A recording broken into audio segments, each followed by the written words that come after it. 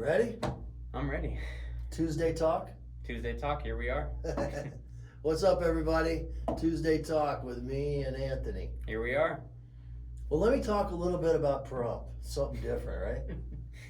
Wally, obviously, anybody who doesn't know, he's our Pahrump guy, so he's going to tie everything back to Pahrump every single talk that we have. We talked a little bit last time about, I think we talked about a client that I had out there just wanted to buy raw land. Well, since then, we've closed it. They're extremely happy. And now we're moving on to whoever's next. Okay. Did he let you know what he's going to do with the land? They're gonna kind of be off the grid. This is raw land, so they're gonna have to put in a well. They're gonna have to put in septic. They're gonna have to do some sort of power. They were talking to me about going just solar. Okay. 100% just solar. Okay. So I've connected them with this solar company that we are working with here at Keller Williams. So everything's moving. Everything's moving forward. Everybody's happy. Okay, and so for an agent who just, doesn't really focus too much on Pahrump, focusing on Vegas, how do you kind of tackle, those issues of getting power, getting, running wells and everything like that comes with Pahrump because it is so remote? Well, because it's so common in Pahrump to have a well and to have septic, there's several companies out there. Mm-hmm. So it's just kind of a matter of kind of looking into, doing a little research, doing a little due diligence on the different companies and picking the ones that you like. I recommend some that we've worked with, but ultimately I think the owner of the land should be happy with who they're picking and not just take it just from my word. Right. So, there's multiple options for people. Yes, there's because of the fact probably over 50% out there have wells and have septic. Mm-hmm. And is that, with newer clients that are, wanting to get into Pahrump, is that something they don't even, know about, that there's no really amenities out there? That's a good question. I don't know if they don't know. Mm-hmm. Okay, but most it's just second nature to you. Most people that are even considering Pahrump have looked into Pahrump, and they are well aware that it is a little bit more rural than Las Vegas. Mm-hmm. Okay, and they are aware that because when you're looking at properties online, whether it's on Zillow or whether it's from the MLS, it says in the property description if there's a well, if there's what the power situation is. Right. So they know. Mm-hmm. Okay. And kind of what I'm last time we talked about how eventually we think Pahrump is kind of going to turn into how California has these offshoots of LA, and it's yes, the suburbs, if you will. Exactly, the suburbs. Like when I was living in LA, I grew up here, but I did live in LA for a while in my past type of work.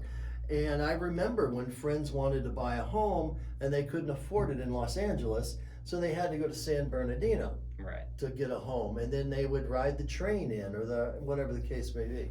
And something that I'm kind of interested about when that was happening, when they were going to San Bernardino, was it kind of like how Pahrump is with no water, no power? No, it wasn't as rural as Pahrump. Okay. No. So they weren't having to deal with wells and septic. So do we think that Pahrump eventually is going to get? I do. I do think developed that out? Because a lot of reason is going to be the conservation of water. Right. Mm-hmm. So, yeah, I think eventually they're going to get there. Okay. It's already changing. It's already changing to where a lot of the neighborhoods is like any other neighborhood. The power's at the street, the water's at the street. Mm-hmm. Mm-hmm. Not for the dirt land lots though. Not for that. And when we started this conversation, we kind of made it sound like it was very rural. It's not as rural as you might think. Okay, so there is a lot of property out there, and you don't have to go far to find it, that is on a well, that is on septic. There's a lot that isn't as well. Mm-hmm. Okay.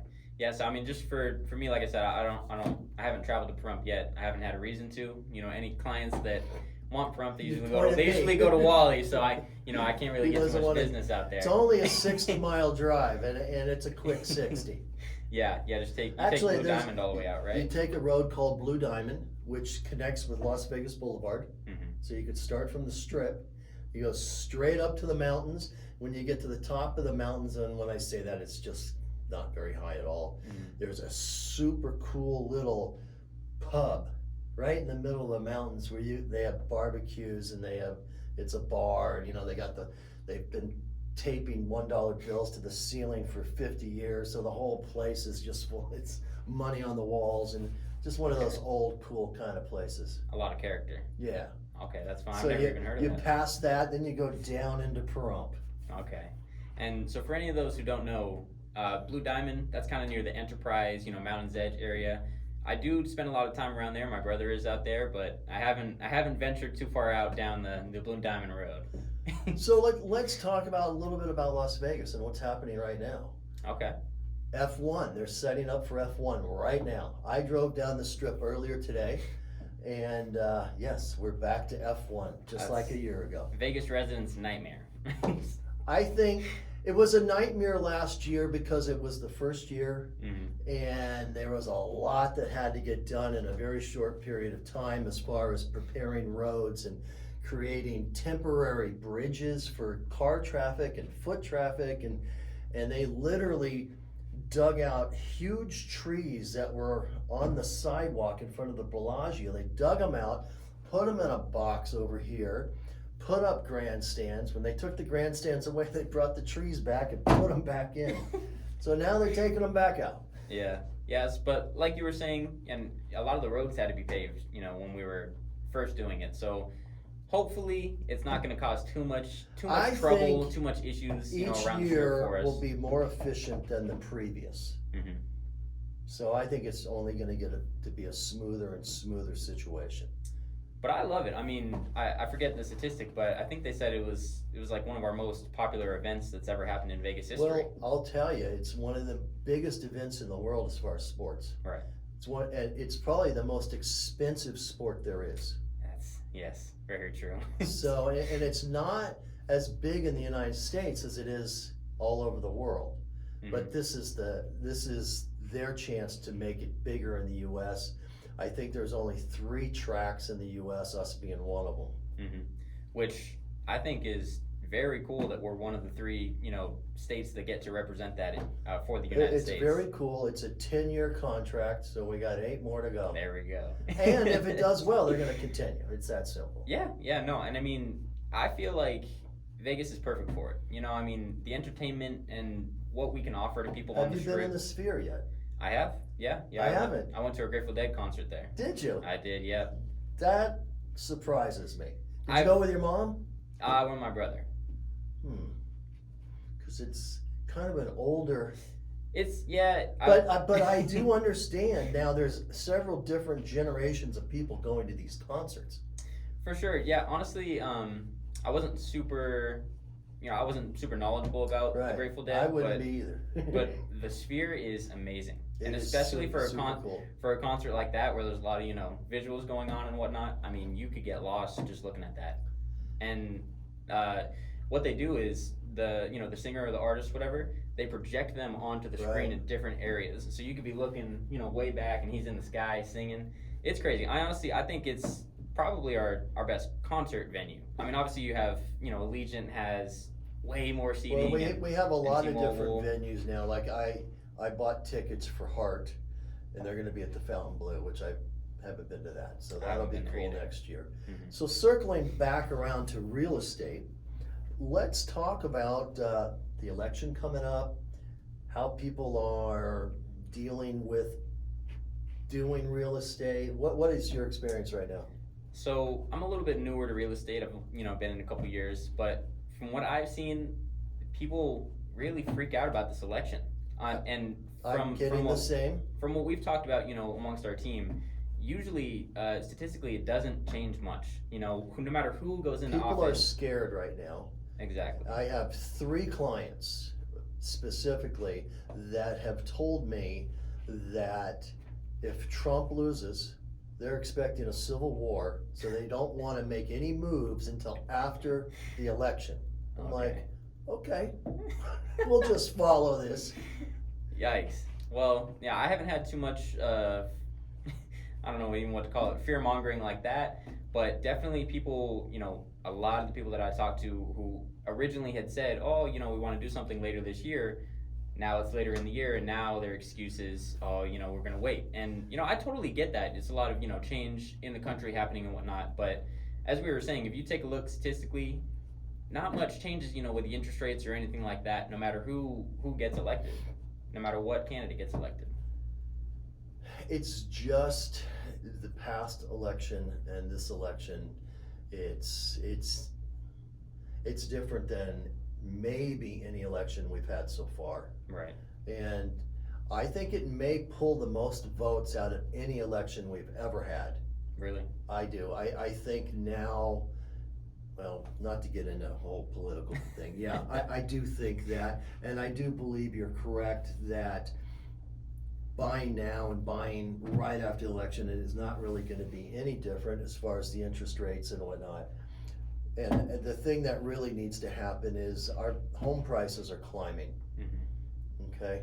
I just, it's better to jump in before they keep climbing and keep climbing, and that's what's gonna happen. If you have some real estate to deal with it. It'll be okay. And, something I'd love to bring up, the interest rate, it got cut 50 basis points, right? So we're waiting for it to drop. It hasn't dropped yet, not significantly. When do you kind of expect that to actually show what we've been looking for? I think in the beginning of the year. It'll take that long? I do, I think so. Okay. I mean, like you just said, interest rates are down. I mean, we got as high as 8.03. Okay, now they did drop into the fives. The Fed's got some positive feedback as far as jobs and things like that. Any positive feedback like that affects the interest rate in a negative way for a buyer. Right. So that made the interest rate jump up just a little bit to above 6, which is where we're at. Okay? People that I read their information suggest that it's probably not gonna change until after the election. Okay. And then it's probable, and then we're looking at a lot of change next year. And is that just because, like we were just saying, there's a lot of change happening that, kind of it settles down? There's a lot of things up in the air right now, and after the election, things are gonna start to stabilize, and we're gonna move forward with whatever president we have, and hopefully make the best of it. Right.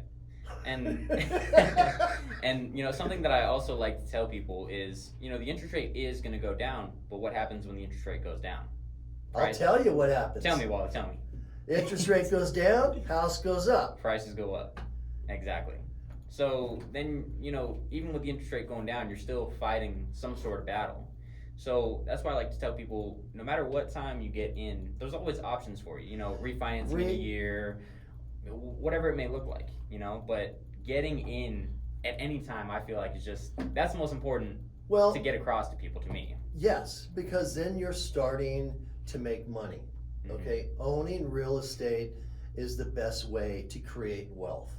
Okay, then on the other side of the coin, renting is killing people right now across the country. Rental rates are so high, it's unbelievable. So your choice, right? Either you rent a house and pay out a lot of money and get nothing back, or you buy a house, which may seem expensive, but at the same time, you own it, you're making money on it. Making money off of it, right? And one thing our broker always loves to tell us is if you're renting, you're paying 100% interest. Correct. So people as love to focus opposed on to the maybe interest 5.9% interest. Exactly. Or 6.1% interest versus 100. And if you kind of like show to people like that, would you rather lose all your money 100% interest rate over here, or you're paying into not only your that, own, your own property that you own? As a renter, you're really not writing anything off. I mean, as an owner, then you're going to have a lot of write-offs, and you're just going to accrue more positive things your direction as opposed to renting. Yeah. And, maybe one last thing that we can bring up here, and that I've seen recently, is a lot of people are saying they don't want to become homeowners and they would rather rent because they don't want to deal with the problems that come with the house. I've run into that many times, and I understand it. I mean, to be honest, I'm renting at the moment. So I understand it. I hate how much rent I have to pay. And I hate the fact that they raise it every year. I don't get a raise like that every year, but We yet, wish. but yet they're raising my rent. I'm sorry, you got me on a tangent here. What were we just talking about? Not sure. All right, bottom line is, it's better to buy a house than rent a house. There we go. That's our final takeaway. We will talk to you next Tuesday. Tuesday Talk. See you guys.